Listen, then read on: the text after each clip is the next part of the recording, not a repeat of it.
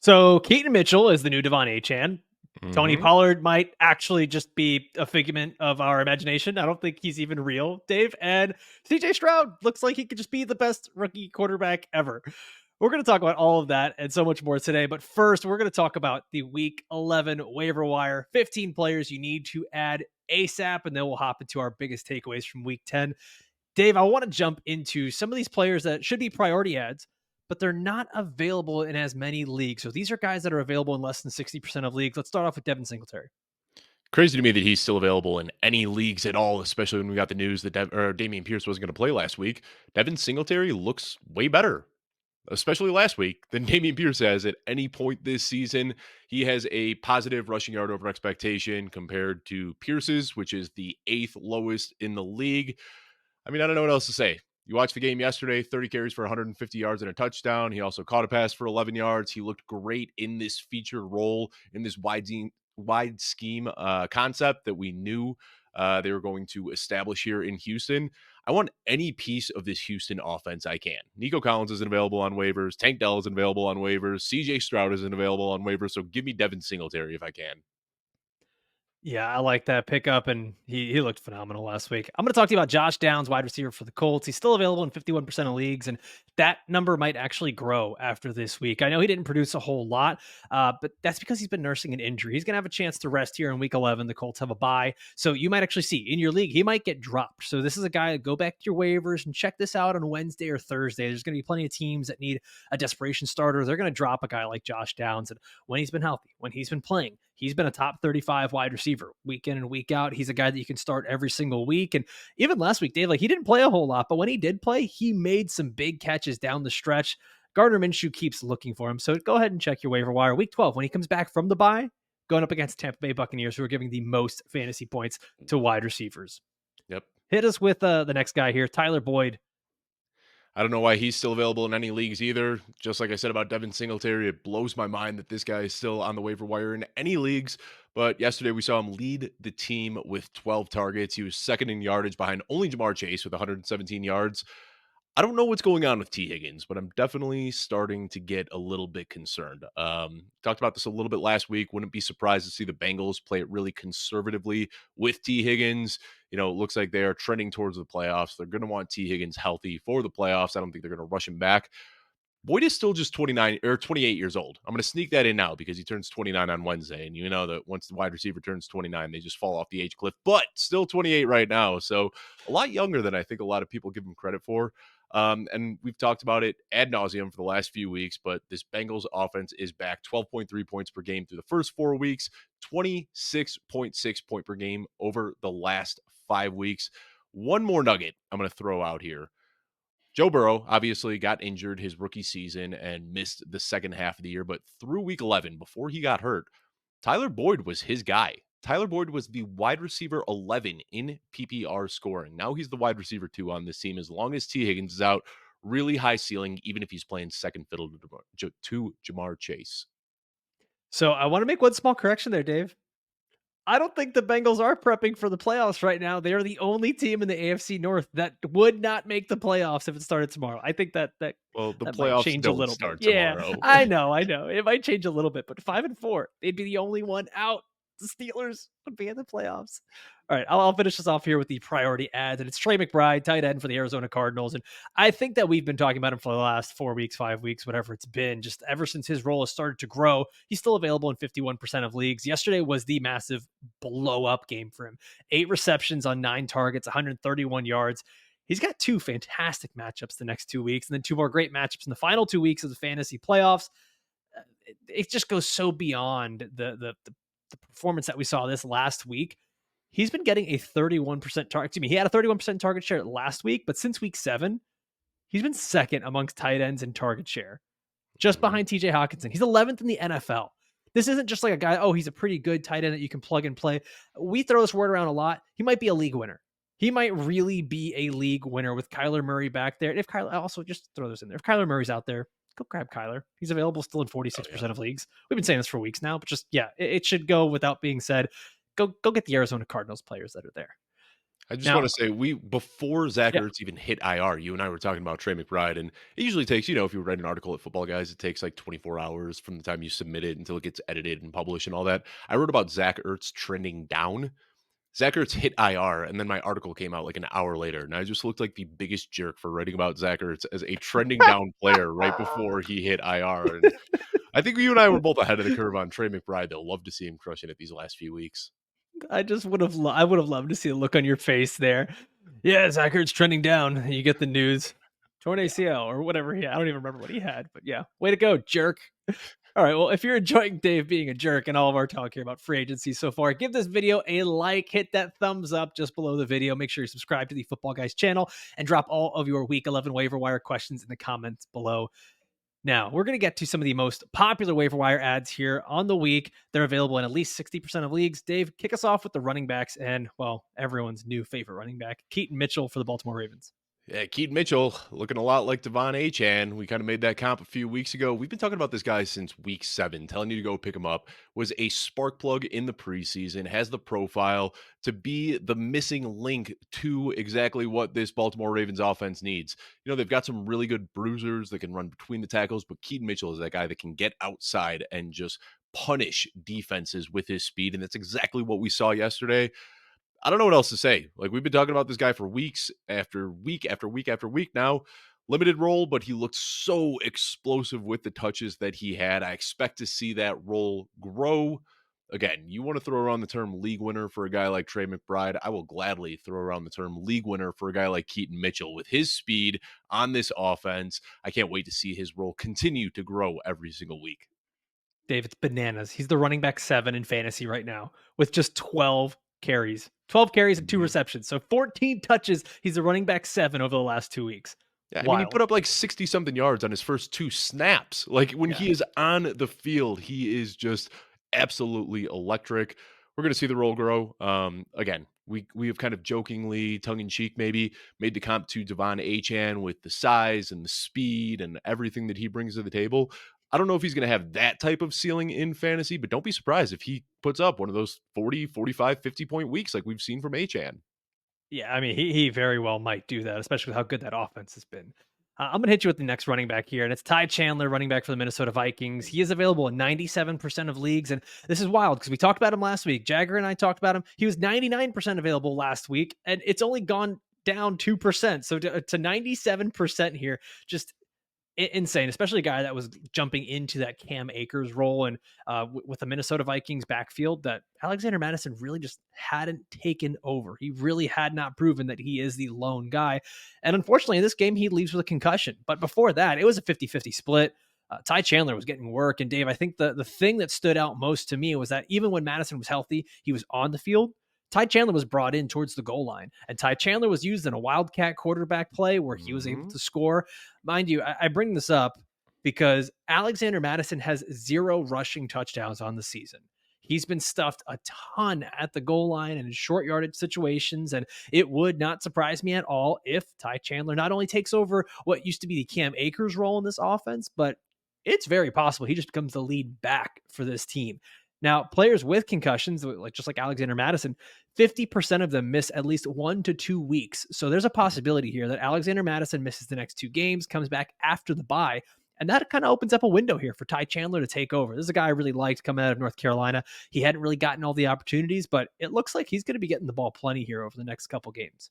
Up until they traded for Cam Akers, you and I were talking about Ty Chandler on this show nonstop to start the season. We liked Ty Chandler. The opportunity looked like it had vanished with Cam Akers gone, but now Cam Akers with the Achilles, Alexander Madison with the concussion. Ty Chandler, he's ready for takeoff. All right, take us to your final running back here, and it's Rico Dowdle of the Dallas Cowboys. Yeah, available in 97% of leagues, much like Chandler. He's probably out there on your league's waiver wire. Tony Pollard just doesn't look good. I don't know what to say. It is head scratching. I don't really know what's going on with Tony Pollard, but we got word before the game that Rico Dowdle was going to see a larger role, and he did. He had 12 carries to Pollard's 15, averaged almost twice as many yards per carry, over 10 times as many rushing yards over expectation per attempt. I mean, Tony Pollard is just taking what's given to him and nothing after. Rico Dowdle is making plays after contact. He's running through defenders. He's putting the Jets on. He just looks like an all-around better running back right now, which is crazy to say. Like, I hate saying that Tony Pollard doesn't look good, but he just doesn't this year. It's probably going to be a frustrating split between the two, but right now, if there's going to be a timeshare between Dowdle and Pollard, give me Dowdle, who looks like he's got a little bit more juice. I tweeted this yesterday where I said Rico Dowdle looks objectively better than Tony Pollard. Hmm. That wasn't a groundbreaking thing to say, and so many of us got in our feelings. I am still so hurt about Tony Pollard. It's crazy, but Dave, so some people have been saying, right, that Tony Pollard, maybe he needed Ezekiel Elliott, to really show off his stuff, right? He just doesn't even look good on the snaps that he's getting. I wouldn't be surprised if maybe we hear that he's been dealing with an injury that we don't know about or something, because he does not look good. Well, he had that Now, tightrope procedure in the offseason, and there have been yep. a lot of reports that people struggle to come back from that. But what keeps jumping out to me is he had that one play against the Chargers. I don't know if you know which one I'm talking about, where he looked like Tony Pollard of old, where he blew through the middle, like had the speed, had the burst, had everything we liked in Tony Pollard. And I thought that was going to kind of be like the turning point, and we just haven't really seen it since. So I don't know, just like I said, head scratching. That's all I can really say. Just this is not Tony Pollard. All right, so between Keaton Mitchell, Ty Chandler, Rico Dowdle, which running back would be your priority on the waiver wire this week? I'm going to cop out and kind of give you a two for answer here. If you need a running back in week 11, I think Ty Chandler is the guy because we know Alexander Madison probably isn't going to be playing. But if you're sitting with a winning record right now and you need that lottery ticket, a guy that can be a late season league winner, it's Keaton Mitchell. Yeah, I think it's got to be Keaton Mitchell. That's the priority. But I think you're very much right. If you need a guy for week 11 that can get the guaranteed volume, who knows? You might get a Devin Singletary type of game out of Hmm. Ty Chandler next week. All right, let's go to the wide receivers here. Dave, why don't you kick us off with Demario Douglas, wide receiver for the New England Patriots? Yeah, he's the wide receiver one right now. How valuable the wide receiver one is on the Patriots, I'm not completely sure. And I'd say if you're looking at the box score, it doesn't tell the full story. Almost half of his yardage came on a junk play to close out the half where everybody was playing in a prevent defense and they gave him a little screen pass that he took for 40 yards, but he saw 9 targets. And that is very, very promising usage. He had a 34.6% target share yesterday. Not a ton of volume going around on the Patriots offense, but when they do throw the ball, a lot of those passes are going to Demario Douglas. He's a really fun player on a team that desperately needed a wide receiver one. I'm not sure if you're starting him outside of like really deep leagues immediately. He's probably like in a top 40 guy right now, but he's worth a stash because we've really only seen him in a full-time role for the last 2 weeks. He's looked good, and we expect to see that role grow. I might go a little bit higher with Demario Douglas there. I think that you can start him immediately in week 12 when they come back off the bye. He's been a top 30 wide receiver in 3 of the last 4 weeks. The volume has been there. It's just I think the biggest concern there is not even him or the snaps or anything. It's just The who's the Patriots, Mac quarterback? Jones, Who's the Bailey quarterback? Zappi. It's so bad, Is man. it going to be It's Malik Cunningham next week? Dude, the Bailey Zappi fake spike. You Oh know my that in god. his head he's like, I am Dan Marino. This is gonna Tom Brady happen. pulled that off multiple times. He's not Tom Brady. He's He's not. not. He's not. Okay. Let's get to the next guy here. Noah Brown, wide receiver for the Houston Texans. He's available in 75% of leagues. And I did not think that I'd be talking about Noah Brown this week, Mm, but he's had 150 plus yards in back to back games. CJ Stroud is legitimately a demigod right now. He's just unstoppable. And the numbers don't necessarily tell the full story, but if you're watching any of the game, you see like he is in control of these games. Any skill player involved in that Texans offense has been able to perform. They've got Arizona next week. Arizona, I know that at the beginning of the year, they were not great against wide receivers, but they've actually been fourth versus wide receivers over the last 4 games. So the Cardinals secondary is starting to put it together. I will say this. I just want to pump the brakes a little bit on Noah Brown. I think he's a player that's a nice speculative ad. I wouldn't make him a priority.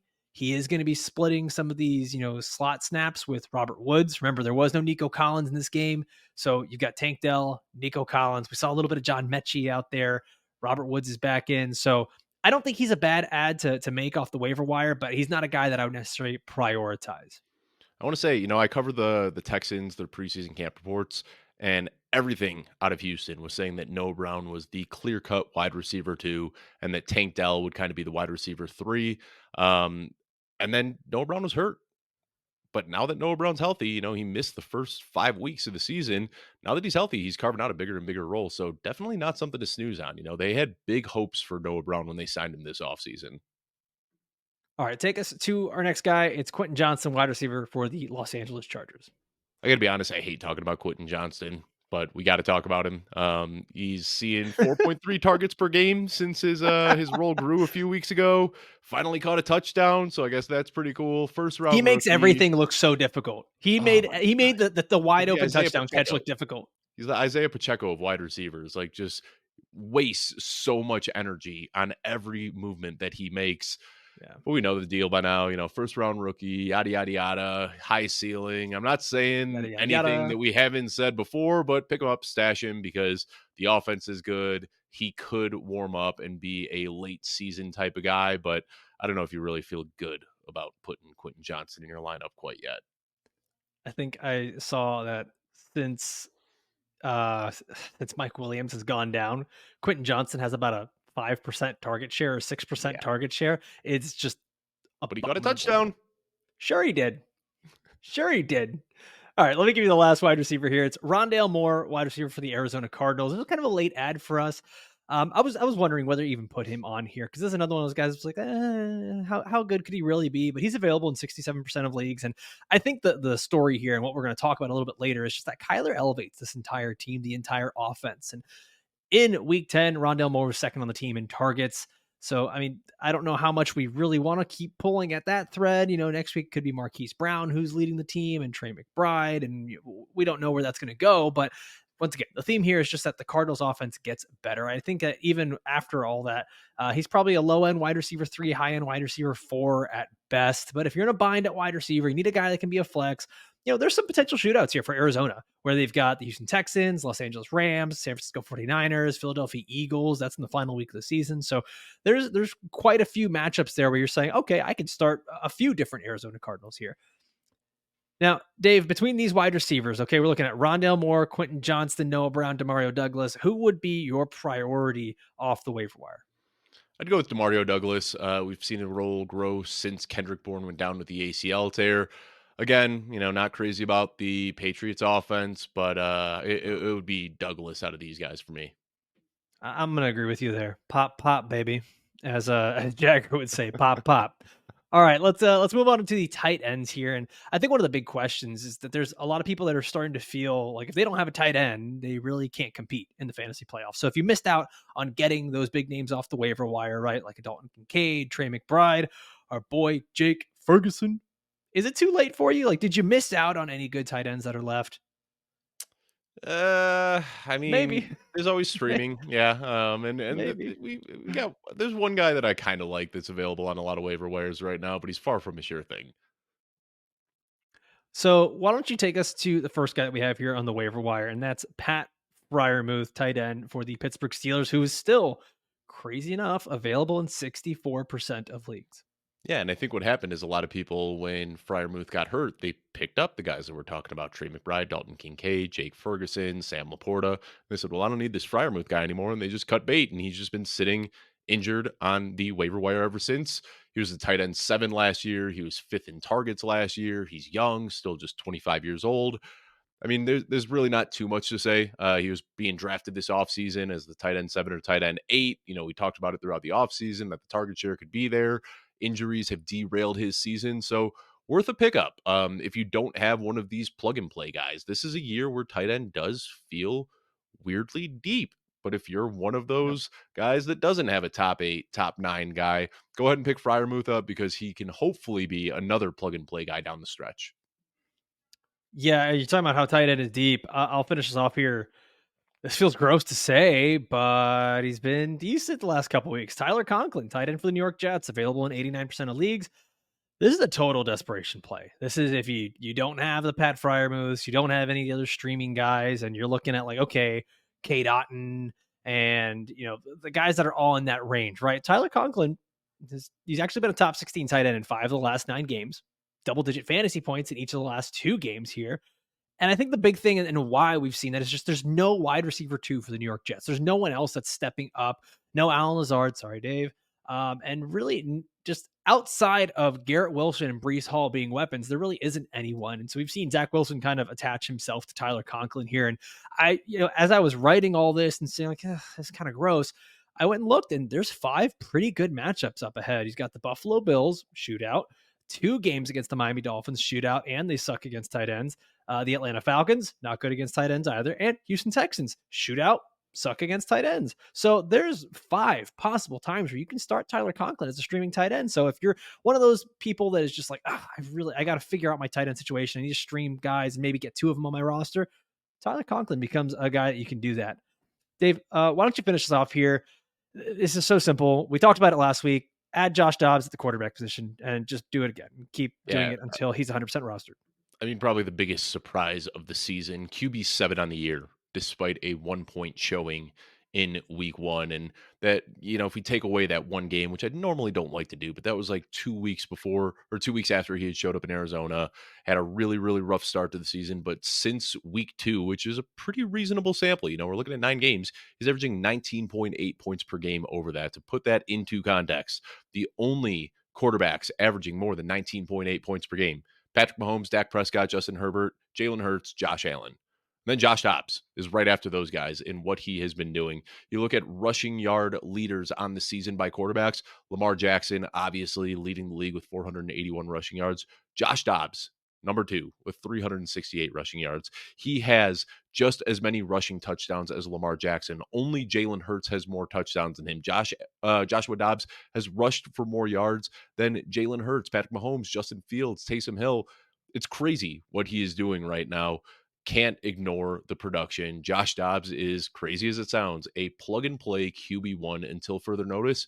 And with the way he's been balling out in Minnesota, almost 25 points in back-to-back games, he's going to have Justin Jefferson coming back maybe next week, maybe in 2 weeks. It's only going to get better. Josh Dobbs, man, what a fun story and what an easy guy to root for. The Pastronaut.